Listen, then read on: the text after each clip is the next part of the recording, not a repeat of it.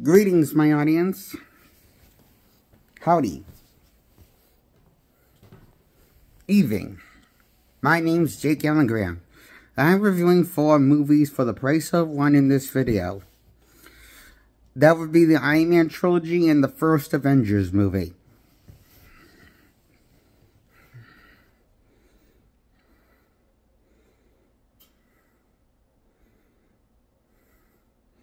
I'll try not to make the video too long or too short. I'll try to get over 5 minutes, but under 30 minutes, at least. Wish me luck. You, my audience, I give this movie Iron Man 1.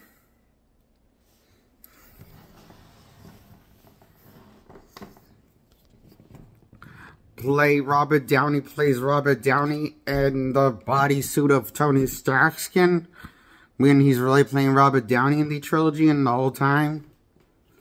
I find him unconvincing as Tony Stark in the role. Anybody could have played him that was a better white comedian.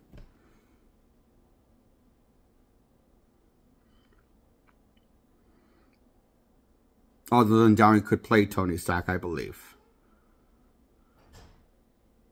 And, Tony's being reduced to a comedian for his run. He's more bronze than brains, if you know what I mean. He's more retarded on the side and not really intelligent.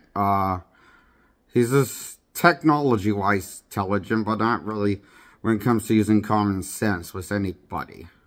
Or the villain. Now, it's just, he's an incapable. And lazy. And a drunk. We see him get drunk in Iron Man 2. And a hangover in Iron Man 2. Getting out of the blue. And he, dying for some reason. Because the outright is poisoning him. So he gets a reinventing a new one. In the second outing of Iron Man 2. Yeah, that's Iron Man 2 plot. He takes down bad guy Obadiah Stane. And lets him fry. And blow up sky high. Him up. And saves Pepper from explosion. They kiss, they argue, they fuck, they date, and they're entangled with each other. They're lovers. Toxic lovers like MJ and Peter from the Raimi trilogies. Maybe a little bit more annoying by the 3rd installment of Iron Man 3. You will grow to hate Pepper Potts, like I did, probably, if you're analyzing this movie like anywhere I am. No hate her more than Kristen Dunst's MJ, in time, for each installment of the Marvel saga. Ugh. I didn't think it was possible to hate a more punchable female character as a cunt. That's MJ, played by Kristen Dunst, and that bitch is a slut, and how MJ is written, and, I didn't like that version of MJ, and blah, blah, blah. That's why I think, Pepper Potts is just an annoying bitch. And Tony's an idiot. Gives her the CEO, business in control of the company. And to this day, he never got back control of his company. Not even Iron Man 3, or by the end of Iron Man 2, or at any point, he never gets back control of his company, CEO. So he's not really in control of his head of his company like he is in the comics. Been reduced to lazy man. That just makes Iron Man shit. What a loser.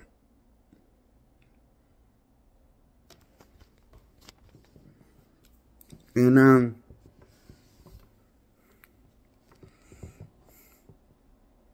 that's his character dropping the entire trilogy as he gets watered down from his comic counterpart. And demasculated and fucked over. And violated. And demasculated. Then becomes a moron in time. You know, but you ever believe that saying that wisdom comes, age which comes wisdom? Well, I believe that before I saw Iron Man in this trilogy. Because, oh my god, this guy's is dumber and dumber in each installment. Including the Avengers ones counts as Iron Man franchise. Because you have to see the first Avengers to understand what the fuck is going on in Iron Man 3. Because he has PTSD because the events of Iron Man had gone through the black hole and out of the black hole in the events of 2012's Avengers movie. So he's struggling with PTSD in the Iron Man 3 events, blah, blah, blah, and he gets over it somehow. Or learns to deal with it by making shit. Iron Man weapons. Shit. And killing people. On Grand Theft Auto fashion level. Seriously, if this was ever... You know how Tony Stark kills people in Iron Man 3 a lot? When he's out of his Iron Man costume, he only has his flesh, and he makes weapons to kill people. You know, that's kind of, it looks like something that's come right out of Grand Theft Auto games. If this was a live-action Grand Theft Auto game, that's what this movie should have been. A live-action Grand Theft Auto game, but it's not. It's a fucking Iron Man movie with barely anything to do with Iron Man from the comics at this point. Oh, and the Mandarin's not a villain like he is in the source material. He's just a throwaway joke character. Played by an actor because he doesn't exist in the continuity of the Marvel Cinematic Universe. Before 10 Rings came out. But then again, he was never called the Mandarin Knight. He was just called the 10 Rings. Him and his colony. You know, so it's kind of like really nothing to do with the Mandarin.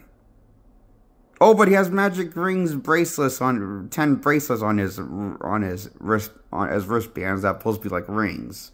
Called the ring, but I still refuse to believe that's the actual Mandarin. I believe we never will get a Mandarin in live action. That's a villain version of Mandarin that actually exists and takes on the Mandarin name somehow. I think this is proof that the Invincible Iron Man movie from early 2000, that cartoon animated movie, is the definitive Iron Man movie of all time that we put out in this country.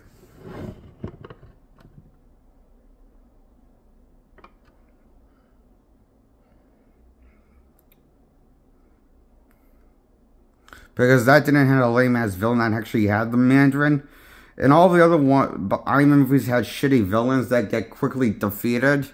A short climax cut with tons of explosion, however, with henchmen dying here and there, blah, blah, blah. Who cares?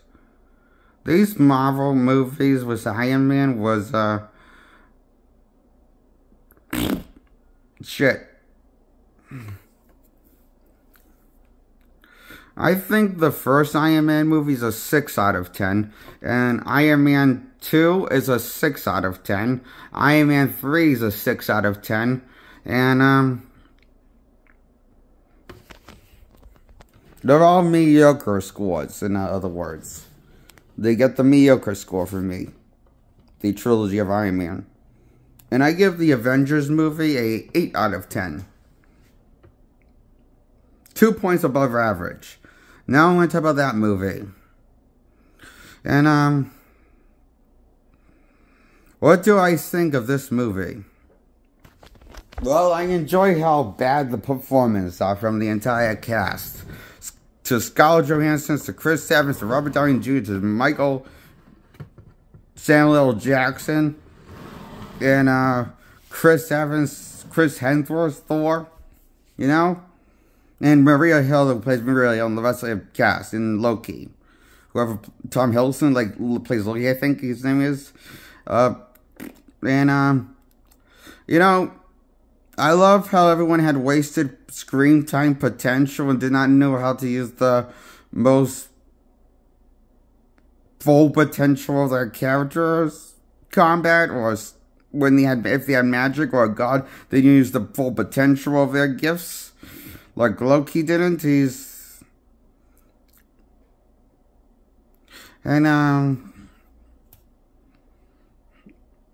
Doesn't have to do usually much of his voodoo magic, the trickster, Loki, in the movie. He doesn't use his magic a lot. Except to make himself look like he's there only to trick Thor into the prison he escaped out of in the Avengers movie 1. And he doesn't really use his magic any other than that. This is retarded. Sorry.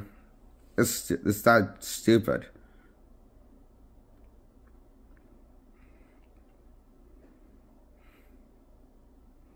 Oh, and Jeremy Renner's as Hawkeye. Yeah, he sucked too. As equally as well of the Avengers members, each one of them. Well, poorly written after the other one. You're probably wondering which one got the best out of the shit out of this movie, right? Written-wise, well, hate to break it to you, it's Black Widow. And the second that got better written was probably Jeremy... No, not Hawkeye. I would lie to say he got wasted in this movie again. For the first Avenger, pretty much. So I guess CGI Hulk, voiced by Luke Ferrigno in this outing of the movie, first Avenger movie, but then got replaced by Mark Ruffalo voicing the Hulk later. After when Luke Ferrigno voiced Hulk first in this movie, and yeah, he was good as Hulk. He was good written as Hulk in this movie. Hulk, CGI Hulk. Well, the Hulk half was good in this movie. He was second best next to Black Widow. And I think I want to say the third best character in this movie was Chris Hemsworth's Thor. And fourth best character in the movie is probably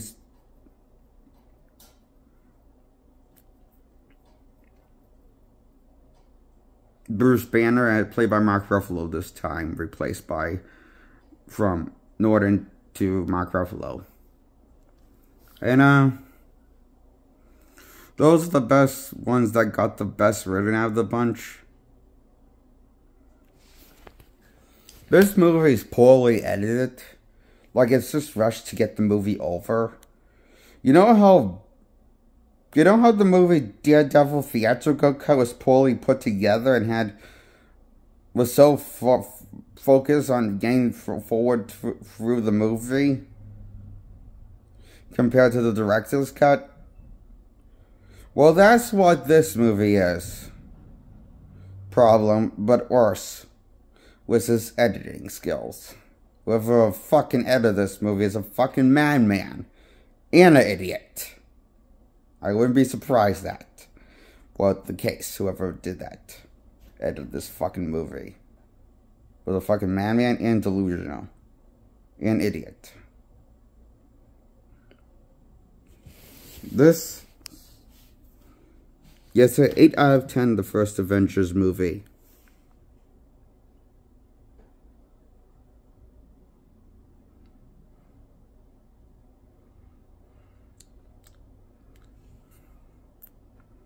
That's my review on the first Avengers movie, the Iron Man trilogy.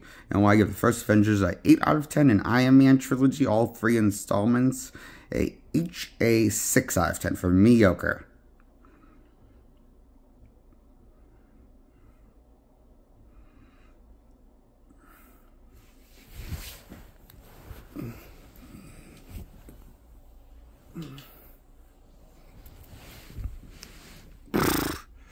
That's my thoughts on Iron Man in the Avengers movie from 2012. Bye, subscribe to my video content. Till next time.